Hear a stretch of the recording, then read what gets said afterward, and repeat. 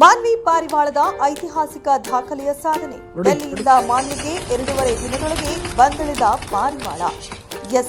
ಎಂಆರ್ಸಿಎಫ್ club ವತಿಯಿಂದ ಆಯೋಜಿಸಲಾದ ಪಾರಿವಾಳ ಹಾರಾಟ ಸ್ಪರ್ಧೆಯಲ್ಲಿ ಮಾನ್ವಿ ಪಟ್ಟಣದ ಪಾರಿವಾಳವೊಂದು ಅಪರೂಪದ ದಾಖಲೆ ನಿರ್ಮಿಸಿ ಗಮನ ಸೆಳೆದು ದಾಖಲೆ ನಿರ್ಮಿಸಿದೆ ಎಂದು ಪಾರಿವಾಳ ಪ್ರೇಮಿ ಹಾಗೂ ಮಾಲೀಕ ಅಯಾಜ್ ಮಾನ್ವಿ ಹೇಳಿದರು. ಮಾರ್ಚ್ 1ರಂದು ಎಂಆರ್ಪಿಎಸ್ ಕ್ಲಬ್ ವತಿಯಿಂದ ಡೆಲ್ಲಿಯಿಂದ ಕೊಪ್ಪಳ, ಗಂಗಾವತಿ, ಸಿದ್ದನೂರು ಹಾಗೂ ಮಾನ್ವಿ ಪಟ್ಟಣದ ಪಾರಿವಾಳಗಳನ್ನು ಬಿಡುಗಡೆ ಮಾಡಲಾಯಿತು.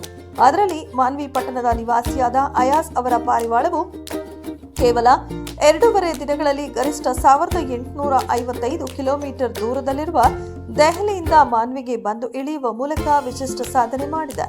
ಕರ್ನಾಟಕದಾದ್ಯಂತ ಡೆಲ್ಲಿಯಿಂದ ಬಿಡುಗಡೆಗೊಂಡ ಪಾರಿವಾಳಗಳು ಎಷ್ಟು ಕಡಿಮೆ ಅವಧಿಯಲ್ಲಿ ಗುರಿ ಸ್ಥಳಕ್ಕೆ ತಲುಪಿದ ದಾಖಲೆ ಇದುವರೆಗೆ ಇಲ್ಲವೆಂದು ಪಾರಿವಾಳ ಸಾಕಾಣಿಕೆ ವಲಯದವರು ತಿಳಿಸಿದ್ದಾರೆ. ಈ ಮೂಲಕ ಮೊಟ್ಟಮೊದಲ ಬಾರಿಗೆ ಮಾನ್ವಿ ಪಟ್ಟಣದ ಅಯಾಜ್ ಅವರ ಪಾರಿವಾಳ ರಾಜ್ಯಮಟ್ಟದ ದಾಖಲೆ ನಿರ್ಮಿಸಿದೆ ಎಂದು ತಿಳಿದು ಬಂದಿದ್ದು, ಈ ಸಾಧನೆ ಹಿನ್ನೆಲೆಯಲ್ಲಿ ಎಂಆರ್ಪಿಎಸ್ ಕ್ಲಬ್ ಅಧ್ಯಕ್ಷರು ಹಾಗೂ ಪದಾಧಿಕಾರಿಗಳು ಸಂತಸ ವ್ಯಕ್ತಪಡಿಸಿದ್ದಾರೆ. ಅಯಾಜ್ ಅವರ ಪಾರಿವಾಳದ ಈ ಸಾಧನೆ ಮಾನ್ವಿ ಪಟ್ಟಣದ ಕೀರ್ತಿಯನ್ನ ಹೆಚ್ಚಿಸಿದೆ, ಹೆಮ್ಮೆಯ ವಿಷಯವಾಗಿದೆ ಎಂದು ಅವರು ತಿಳಿಸಿದರು. ಶಾಂತಕುಮಾರ್ ಅಂತ ಹೇಳಿ ಎಂಆರ್ಪಿಎಸ್ ಮಾನ್ವಿ ಕ್ಲಬ್ ವತಿಯಿಂದ ಮಾತಾಡ್ತಾ ಇರೋದು. ಪ್ರೆಸಿಡೆಂಟ್ ಆಗಿ ಒಂದು 3-4 ವರ್ಷಗಳಿಂದ ನಾವು ರೇಸಿಂಗ್ ಪಿಜನ್ಸ್ ರೇಸ್ ಆಡಿಸ್ತಾ ಇದ್ವಿ. ಅದರಲ್ಲಿ ಮೊದಲನೇ ಬಾರಿಗೆ ಡೆಲ್ಲಿ ರೇಸ್ ಆಡಿಸಲಾಗಿದೆ. ಅದರಲ್ಲಿ 2.5 ದಿನದಲ್ಲಿ ಈ ಬರ್ಡ್ ಬಂದಿದೆ.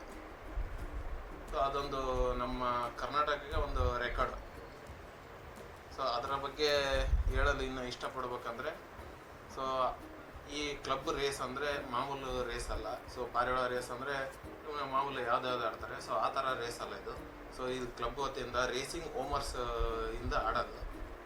ಆ ಬರ್ಡ್ಸ್ನ ಮತ್ತೆ ಬೆಳವಣಿಗೆ ಮಾಡಬೇಕು, ಅದನ್ನು ರೇಸಿಂಗ್ ಕ್ಲಬ್ಗಳು ಇದಾಗಬೇಕನ್ನೋ ರೀತಿಯಿಂದ ನಾವು ಇದು ಮಾಡ್ತಾ ಇರೋದು. ಯಾವುದೇ ಥರದ ದುಡ್ಡಿಂದಾಗಲಿ ಬೇರೆ ಯಾವುದಾಗಲಿ ಇದಿರಲ್ಲ.